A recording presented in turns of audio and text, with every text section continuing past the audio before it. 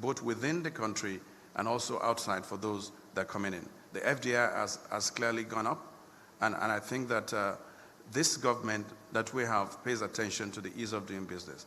I think one of the most important indicators of the success of that executive order has to do with the length of time you need to be able to register a company with the CAC, Corporate Affairs Commission. Now you can do it online from your office, from your homes, and before it took like 2 months. You have to hire a lawyer, you have to pay some huge amount of money. Right now, within 3-4 working days, you can have a registered company. The second component has to do with the fact that Nigeria now has a local content policy, which mandates that there must be some percentage of local content within any investment that occurs within the country. What that does is it gives Nigerians leverage from the laborers, from those that produce raw materials, and those in other sectors. And I think those two have been able to help tremendously. I think that's it. Okay, I can pass on to Honorable Dodi. You want to make a comment? There was also a question on, do you use the diaspora as a resource for ideas, for contributions back to their own countries in terms of policy making? Yeah, I think let me say a bit something about the two questions on the issue of investment and the issue of diaspora. The issue of investment, I say that my country is rich of resources, mean that when it is rich of resources, even the nationalists cannot cover all the growth of the economy in the country. And that's why we open the investment opportunity before the country go back to the war in 2013, when we had a conference on investment, and many people were excited to invest in South Sudan. Even now, as I'm talking, many people are ready to have investment in South Sudan, because South Sudan, we have opened it. It is a new country and need also to be developed and need many things that to be done on it. And the issue of technology also is something that need to be taken care when the investment is there, because we are in the level that, not in the level of the past, we are in a different level that the investment through the technology is one of the things that are taken care. South Sudan is open.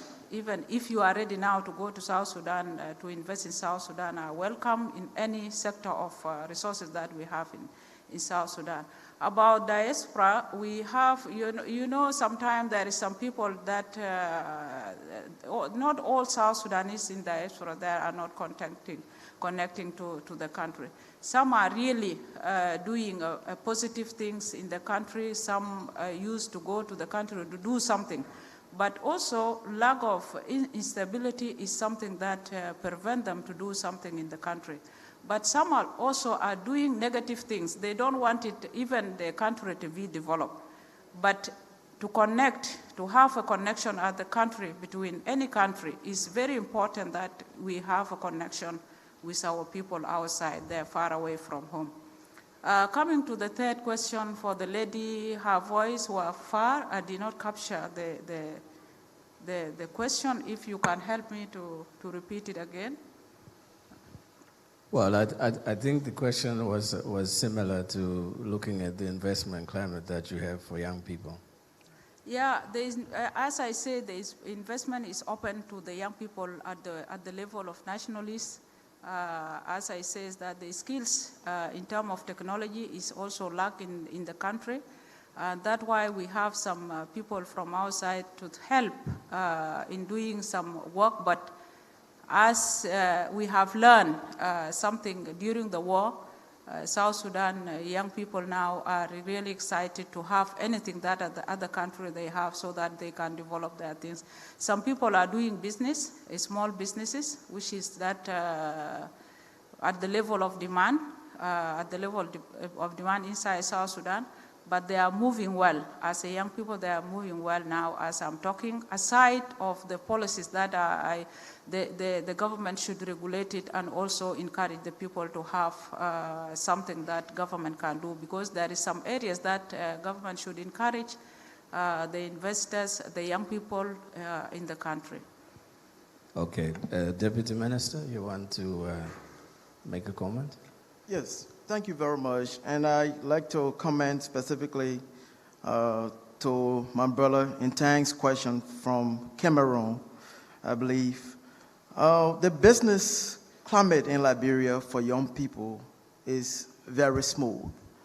Whether it's a multilateral investment or whatever the investment is, or just anybody who wants to invest in Liberia or a Liberian investing in Liberia, you should take no later than 3 days, 3 business days to establish a business in the country.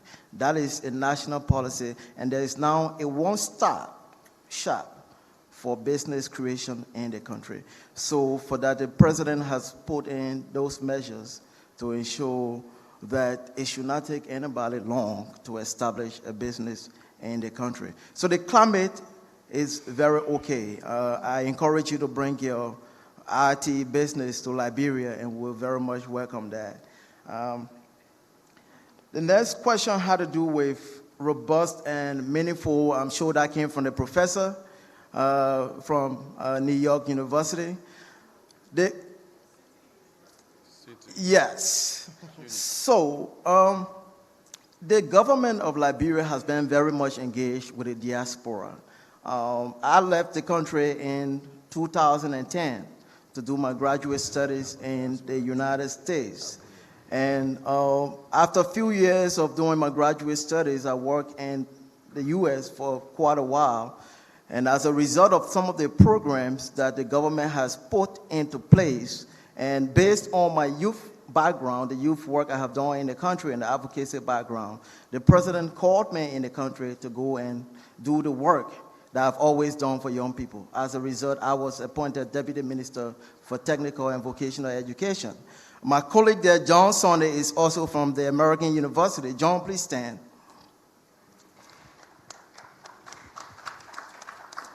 John is a graduate of the American University, and he's a long-time auditor in Washington, D.C., and the surrounding metropolitan areas in the place there. And these are people that the president is asking to come back to the country to help. So it's not about, there's no issue about cronyism or anything that has to do with party. You have to be a member of this political institution before you are selected. The president is looking for the brightest minds to help move the economy forward. And I'm happy to be one of the young persons that he has chosen to help in that endeavor. Excellent. Eswatini. Thank you very much. Eswatini is ready for business. To set up a company, it used to take something like 21 days. So now, you could set up a company in at least less than 3 days. This includes registration, telephone line connection, electricity connection, water connection. We have a one-stop center, which is the Eswatini Investment Promotion Authority. They are fully responsible for assisting anyone who wants to go into business, which information can be found on the website www.sipa.org.sz.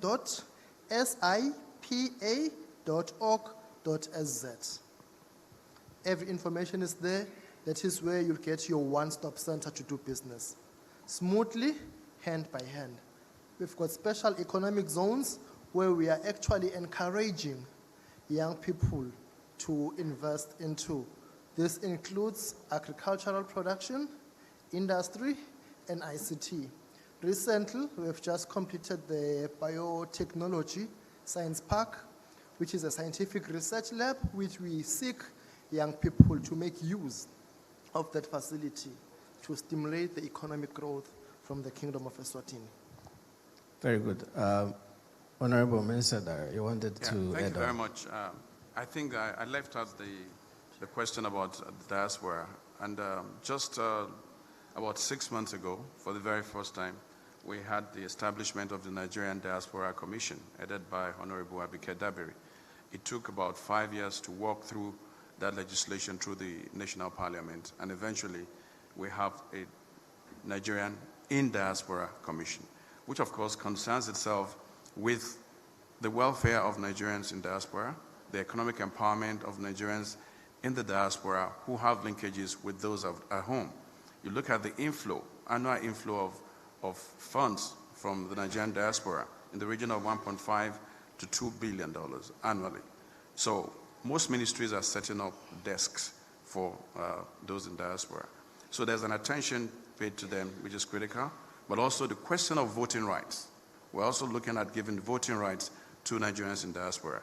I also came in from diaspora. I lived in the US for about 12 years, worked in several places, came back, became part of the system, and I'm here today.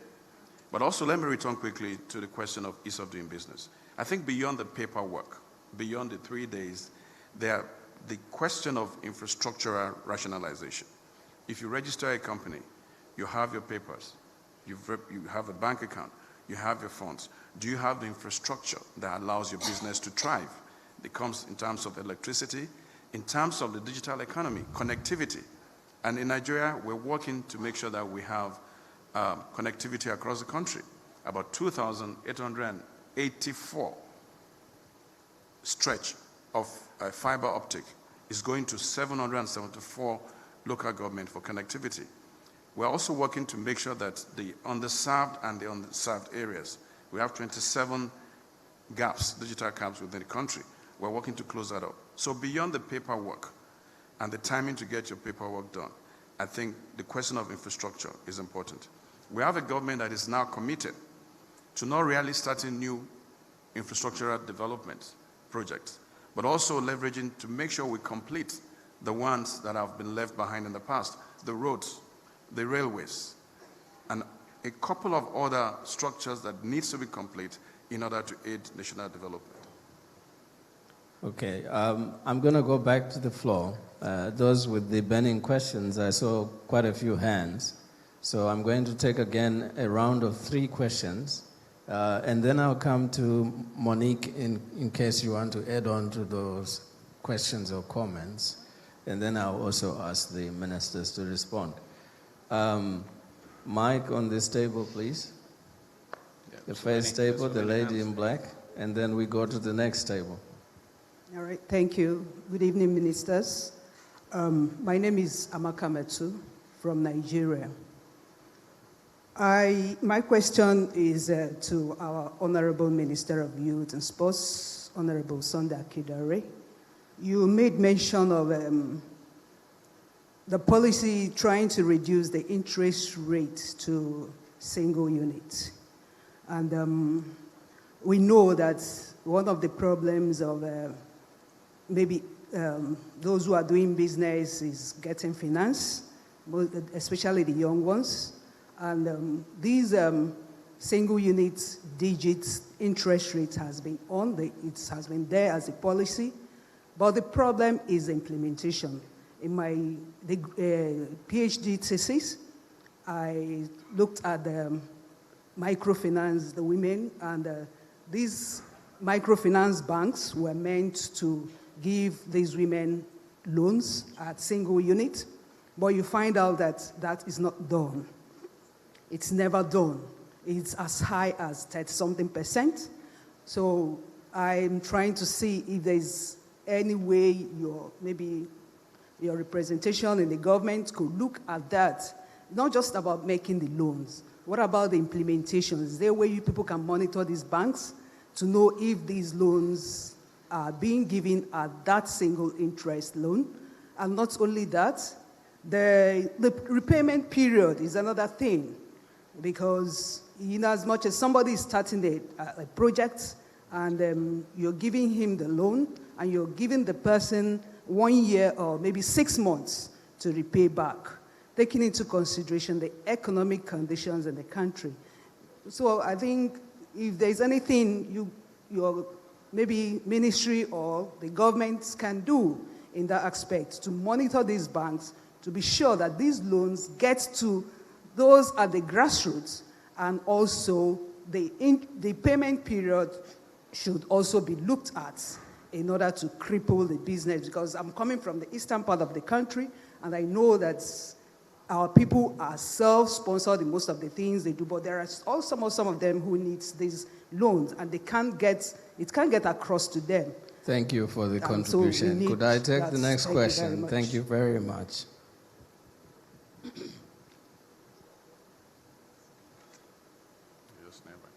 Merci beaucoup. Honorables Mesdames et Messieurs les ministres, je m'appelle Juliana Ratoufson et je suis la présidente par intérim de l'Union panafricaine de la jeunesse. Donc j'ai là 2 petites questions. La première question, c'est que pour une meilleure réussite dans l'entrepreneuriat, nous souhaitons, jeunes, être connectés aux différentes opportunités économiques existantes dans nos pays, comme les formations disponibles, les opportunités de marché, les programmes du ministère en faveur de l'entrepreneuriat des jeunes, les partenaires cibles et même pour le réseautage entre nous, les jeunes pairs. Donc, quelle est votre stratégie, mesdames et messieurs les ministres, pour faciliter cette connexion? Et la deuxième question, c'est par rapport au Conseil de la jeunesse. Comment fonctionne le Conseil de la jeunesse dans votre pays? Merci beaucoup. Thank you. There's a question in the far corner there. I don't want him to be invisible. So please, can we pick that question right at the corner there?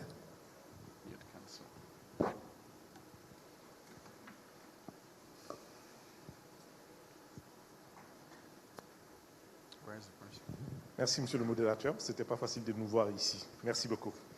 En fait, 2 questions, l'une en lien avec l'offre, l'autre en lien avec la demande. Par rapport à l'offre, dans nos pays, il y a des niches d'emploi, mais nous n'avons dans nos pays aucun révélateur de ces niches d'emploi. Quand je parle de niches d'emploi, je parle de quoi? Au jour d'aujourd'hui, nous importons de la main-d'œuvre dans des secteurs où nous pouvons utiliser les jeunes, surtout ceux qui n'ont pas été à l'école. Aujourd'hui, vous voyez de la main-d'œuvre importée qui travaille dans le bâtiment. Je ne sais pas qu'est-ce qu'il y a dans le bâtiment qui peut nécessiter qu'on importe de la main-d'œuvre. C'est le cas aussi pour les voitures, spécialement les voitures électriques qu'on a besoin d'examiner avec des ordinateurs. Il y a plusieurs niches d'emploi de cette nature. Qu'est-ce que nous faisons dans nos pays pour évaluer ces niches et réorienter les formations techniques sur ces niches? Parce que c'est des poches d'emploi qui peuvent être utilisées pour les jeunes. On n'a pas besoin d'un charpentier importé, on n'en a pas besoin. C'est vrai qu'on a un problème de qualité quand c'est fait localement, mais pourquoi nos jeunes ne peuvent pas le faire? Il y a des niches de cette nature, c'est lié en ce moment à l'offre. Par rapport à la demande, il se trouve qu'il y a des emplois qui existent. Si l'emploi est faible, ça c'est un fait, mais le peu qu'il y a, la plupart du temps, l'information sur cet emploi n'est pas également repartie. Les jeunes sont dans une situation d'inégalité de traitement. Des entreprises se créent, recrutent, et les autres jeunes ne font que constater que d'autres personnes travaillent là. Et parfois, c'est le dernier de ma classe que je retrouve comme poste de PDG, et je ne sais même pas comment il a été recruté. Donc, l'accès à l'information sur le recrutement et la régulation du marché du travail, qu'est-ce qui est fait dans nos pays pour qu'il y ait une égalité de traitement entre le jeune qui est dans la capitale et le jeune qui est dans le dernier village qui était quand même premier de sa classe et qui peut prendre le poste? Ce sont les 2 questions. Je vous remercie. Thank you. Can I take the last question in that corner? There was a second hand. No. Okay. So we will come back to Monique, and then we give the ministers the opportunity to respond. First of all, on behalf of the youth, I want to thank MasterCard Foundation for sponsoring us and making sure that we are here. I want to thank our honorable ministers for giving us a listening ear. What I can say to the youth, first of all, is let us be patient. Let us be patient, and let us not think that all the amazing ideas, the amazing recommendations we have put forward are just going to happen, with the snap of a finger. Reality check. Let us keep doing what we are doing. Let us, harmonize all our ideas, our amazing ideas. Let us love our continent. And let us not, or let us stop being in this attitude of being aggressive and trying to force the government to do as we want. Remember, we are not going to be youths forever. Rome was not built in a day, neither are we going to build this Africa in a day. We are way better than, you know, our honorable ministers and our leaders who are in power. To our African leaders, we have come a long way. We know you have listened to us. We are very appreciative, and we know that you are going to work with us because we've been able to change the dynamics. We know that if we have been able to do what we can do for our individual governments and improve our economies and, you know, make the continent proud, it's because you did not stop us. It's because you listened to us, even if you did not respond. So for that, I think you all deserve a hand of applause. And we thank platforms like the African Development Bank, UNDP, the United Nations Economic Commission for Africa. It is not easy to get all of us together. It is not easy for you to do what you do because times are getting very tough. The funds are not really all the time available to help us with our amazing ideas. But we remain grateful. You know, we have to try and balance, you know, our hot-bloodedness and, you know, your experience and your wisdom. So we remain grateful, and there is a beginning to everything. So 2020 is looking very good. What an amazing way to end the year. Thank you very much. Thank you, Monique.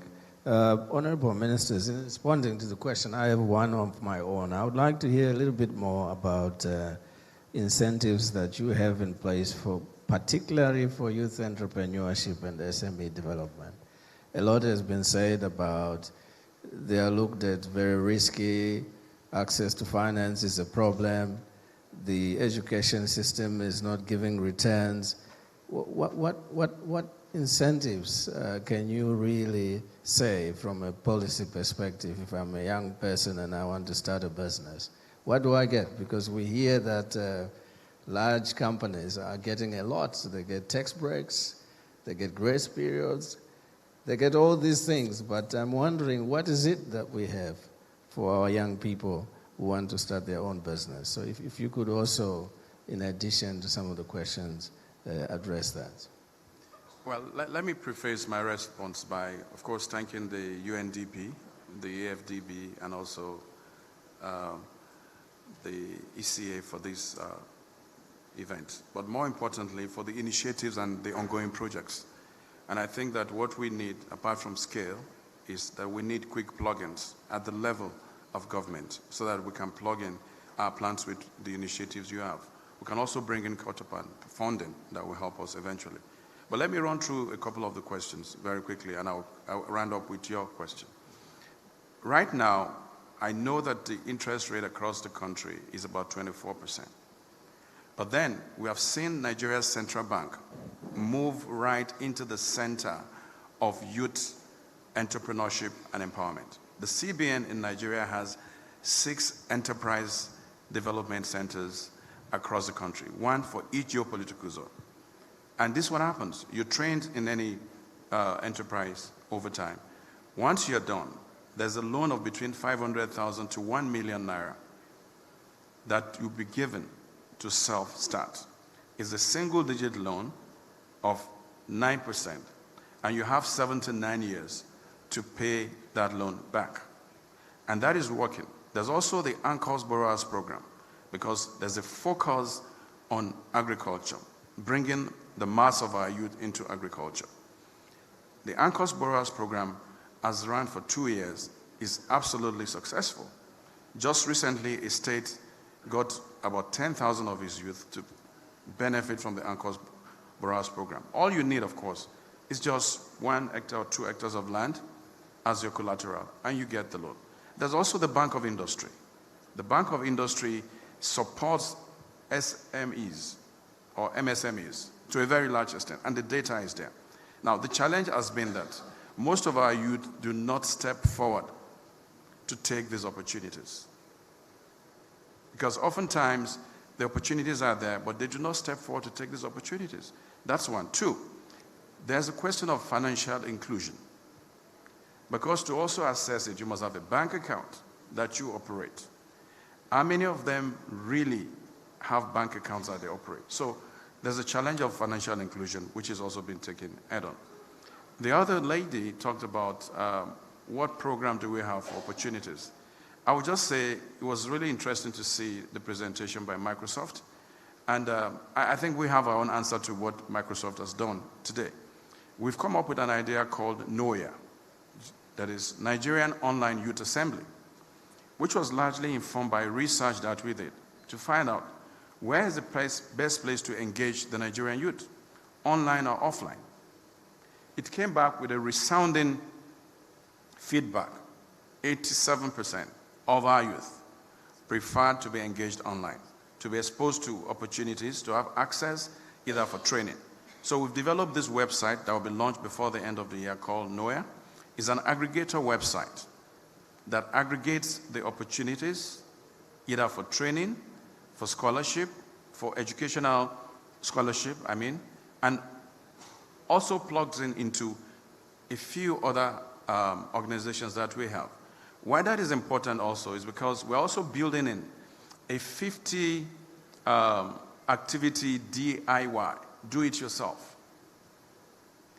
That is, you can go on NOYA, pick, maybe you want to become a professional painter. There is a 5-minute DIY documentary that you can look at to train yourself. So we're bringing it to that digital platform, which we think will be revolutionary.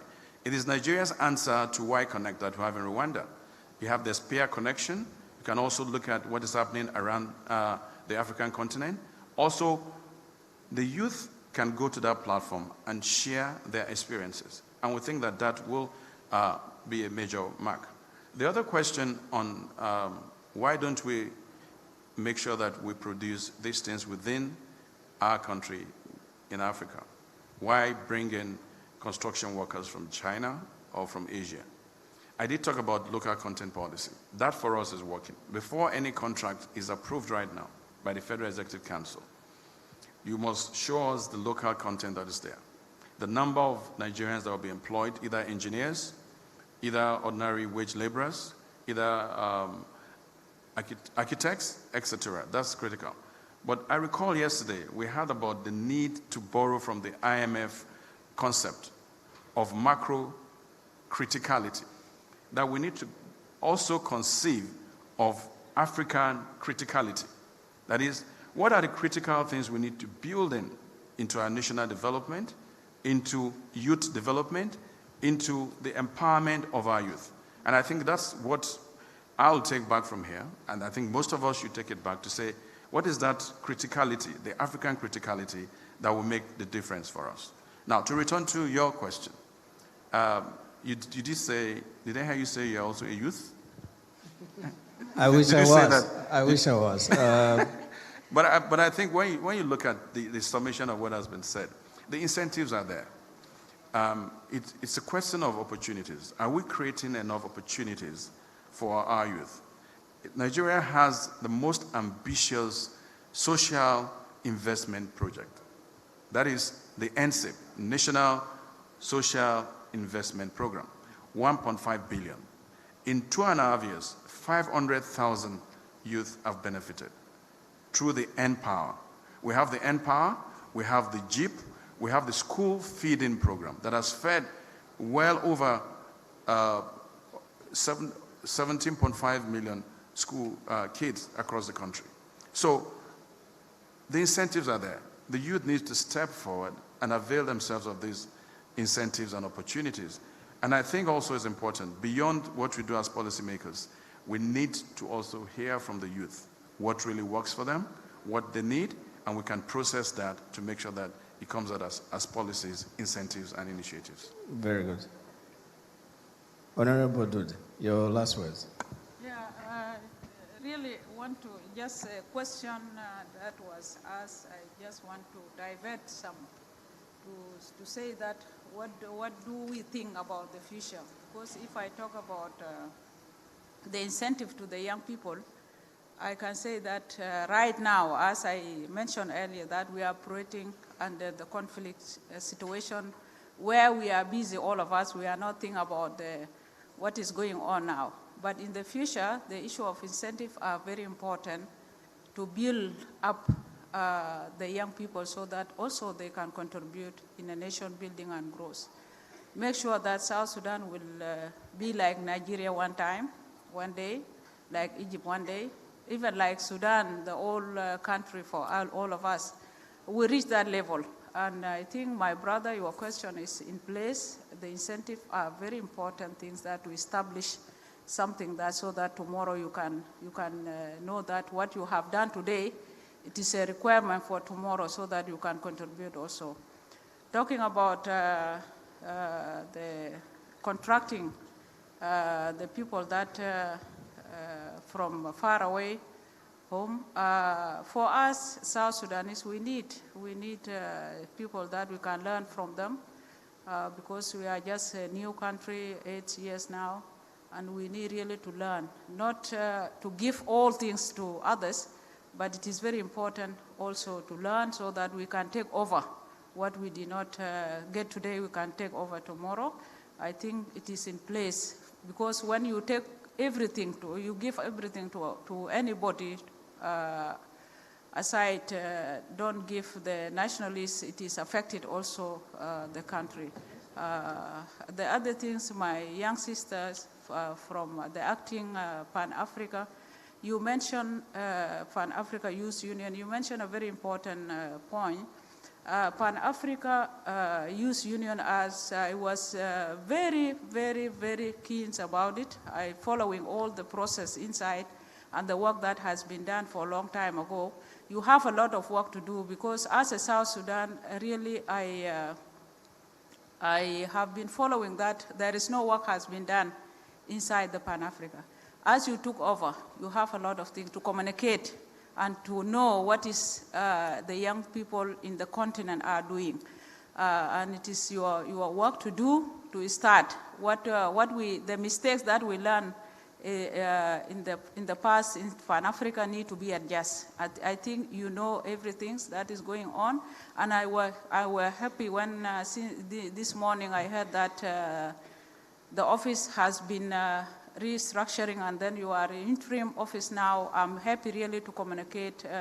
You communicate with my people there because we are the one who following very keen with the Pan-Africa because it is a very important body that our youth can benefit from the continent.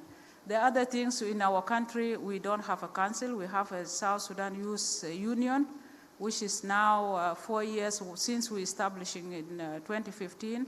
And we are going to elect a new leadership now in upcoming week to have a new leadership. I hope that you will communicate with them also, and I will give you all the contacts so that you, and I hope because the time is very close, we would have given you an invitation to go and attend it. Thank you. Thank you, Honorable Minister. Honorable Bema, your last contribution. Thank you very much. I'd like to begin by answering or speaking to the question raised by my dear colleague from the Pan-African Youth Union. What is policymakers, what are policymakers, what are governments doing to connect youth to the available opportunities? I believe the best way we as governments can raise the platform of young people is by working with the private sector. I think we need to work more closely by creating most of these public-private initiatives. In my country, there are different private initiatives, especially in entrepreneurship and different forms of entrepreneurship development and things like that. And I think that we need to work with partners, the African Development Bank and other multilateral, bilateral partners to ensure that these partners, these young people who are already working in those fields, their abilities are enhanced to ensure that they complement government's effort in giving the opportunities to young people. I think that is so important, and that is something that we are also considering at our government level in Liberia. Liberian government, when it comes to incentives for young people, we have created the space for young people to have the opportunity to do business. And I must tell you that the problem now is access to funding. So that is why, and as I speak to you, just last week, before we came here, we were in a meeting with your office in Liberia to talk about some of these things. We are looking at entrepreneurship, particularly. We are looking at the young people that are not in employment, they are not in education, they are not in training. What can we do as a country to ensure that these young people form part of the national economy, the situation with the national economy? You will know that in Liberia, you have over 85% of the young people that are unemployed. And the reasons for that unemployment is one, the economy is not performing well. Two, the elders do not have the skills, they do not have the education to get employment. And three, they do not have the entrepreneurial ability. So it's very important that we partner with these institutions so that we can elevate young people to a level where they can have the opportunity to better their own lives. The next thing I wanted to comment on is a question raised by one of the colleagues about illicit financial flow. If I'm correct, somebody raised that question. Why is it that monies keep coming to Africa, to the governments for different programs, but these monies continue to go back and the young people in those countries are not benefiting? I think that we need to put, as nations, we need to put premium on training our young people to ensure that they benefit from these employment programs, from the different initiatives that come, so that they can get employment as well. For instance, just a few weeks ago, we were having a discussion at the African Development, not the World Bank actually, because we have a project with them. And every time these initiatives come, there's always these consultants and different form of consultations, you know. And I think that these are things that young people in Africa can really do. All we need to do is to really focus on enhancing their ability to do those work. Somebody mentioned things like road maintenance. Most of these Chinese companies come into our countries and bringing these people. I think that these are jobs that we can do for ourselves as a nation and people. And we must focus on developing the skills of our people to ensure that they participate in whatever comes to their countries. All right, thank you. Your Excellency Islamine, your last words. Okay, thank you very much, Chair. From Eswatini, we now have what we call a youth council, which is a parastatal of the Ministry of Sports and Youth. It operates with a government subvention of plus or minus $4 million per year. So the minister only appoints the chairperson of the council. The rest are publicly elected. So it's fully functional. They submit their projects to the council. It's operational. And then we have the central bank, which is now offering small-scale guarantee programs, which was tailor-made to support entrepreneurs. The retail industry is now strictly reserved for nationals. We are calling upon young people to consider going into the retail industry. This is an opportunity. The central bank has opened hands. The government has opened hands. We are ready for business. To set up a company or a retail industry, you'd only need to at least save up to $46. That will be enough to do all your paperwork to set up your company, get your license in place. I think in the near future, there'll be a lot that we could be able to offer. Excellent. Monique, your last words? What else can I say other than thank you very much? And the future is bright, young African minds. Thank you very much. Yes, Honorable Minister, you have an additional word. Sorry, I just want to add something as a message to our partners, the partners of young people all over the world or at the level of the continent. I want to say that all of us, we are responsible to treat, and we need, take it as a message from me, that we need to treat the unemployment to the young people as we are treating the humanitarian issues. Because when you are talking about the humanitarian issues, you are talking about the human being. And if really we want to address the issue of unemployment, it is our responsibility if we need a better young people life in the future for all of us. Thank you. Thank you, Honorable Minister. I know I've run out of my time, and I won't be able to do much justice in summarizing.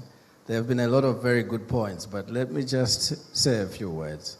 I think that it's quite clear to me that there's a lot going on in Africa, a lot of good practices and also lessons, and I think there's room for African countries to learn between each other. If I look at what we heard from Egypt, if I look at what we are hearing from Nigeria, what we are hearing from Eswatini, Liberia, and also even South Sudan, quite clearly, I think amongst ourselves, there's room for South-South cooperation. So I think I'll take that as one first note, that to the extent that we are able to create a platform for South-South collaboration between African countries, I think we can already address quite a number of things by just learning the different good practices and lessons across countries. The second one is, I think from what young people are saying, the same policies we are putting for foreign direct investment, the same incentives, the grace periods, the tax breaks, the tax cuts, etc. I think the issue of youth entrepreneurship needs to be looked at, especially when it comes to things like access to finance and creating an enabling environment. I think we need to pay closer attention in as much as we have paid to foreign direct investment. And already there are very encouraging things that are already happening. The interventions with central banks, very encouraging. What is happening in Nigeria, very encouraging. But I think we need to critically look at what enabling environment we can really put in place. Put as much effort as we have done for foreign direct investment, so that we clearly have policies and incentives that are in place to enable young people to get going in terms of starting a business and developing it for growth and job creation. So let me just end there and thank all the participants for their contributions and comments. A round of applause, please, for honorable ministers. And if I can ask you to just step forward for photography, and thank you very much.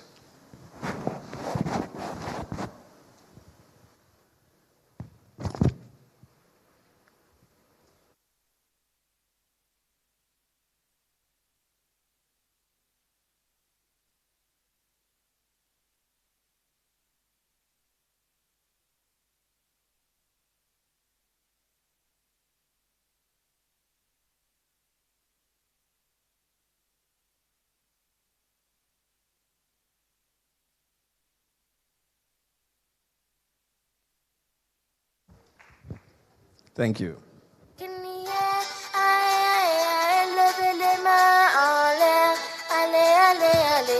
the magic in the air.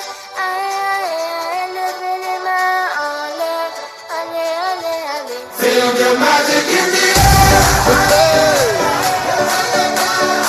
Magic system, rêve-moi.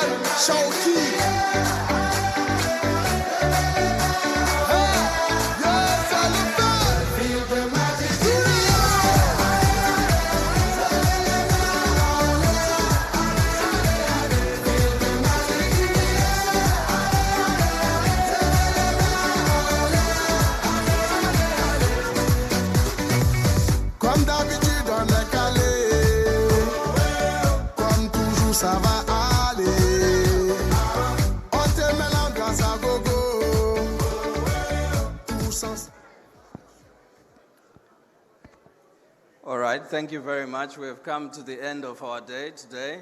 I just have a couple of housekeeping announcements. We are going to have a cocktail event again tonight. So yes, go ahead and put on your dancing shoes and enjoy the cocktail tonight. Staff of Africa Development Bank, you are required, I think, to stay behind. We need to meet and make and discuss.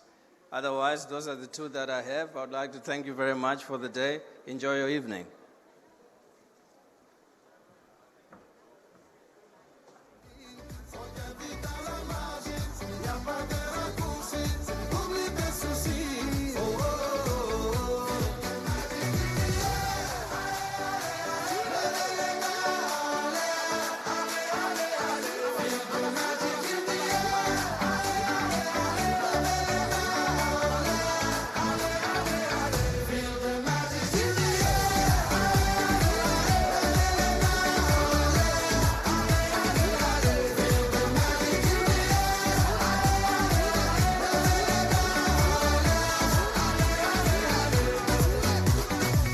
C'est pas seulement pour les bobos, nous on vient d'Anou Mambo. Mon ami, si tu as le niveau, rejoins-nous pour t'enjailler. On t'invite à la magie, y a pas de raccourci. Oublie tes soucis et viens faire la folie. On t'invite à la magie, y a pas de raccourci. Oublie tes soucis. Oh, oh, oh, oh.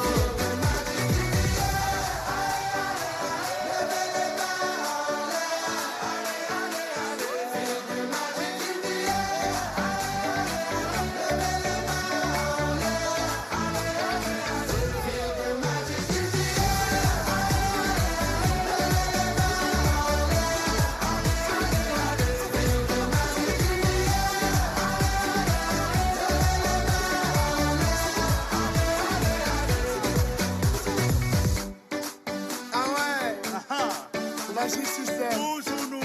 Ah, ça change pas. Ah ouais. Ah, Shawky avec Red One. Est-ce que ça marche? Ça va pas. On vient du ghetto pour aller plus haut. Avec les magiciens, seul Bédingo. On vient du ghetto pour aller plus haut. Avec les magiciens. Oh, oh, oh.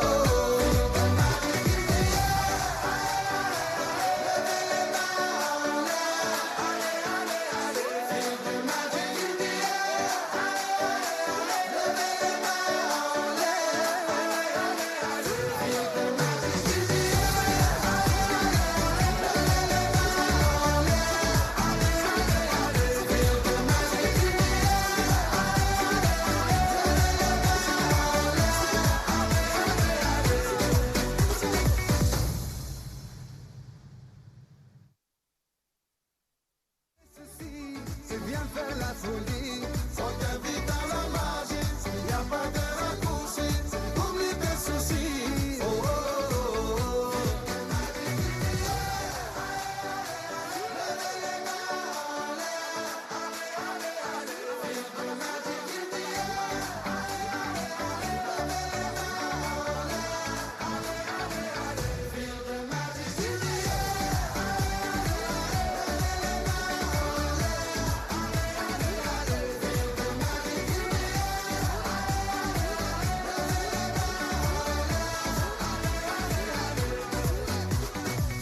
C'est pas seulement pour les bobos, nous on vient d'Anou Mambo. Mon ami, si tu as le niveau, rejoins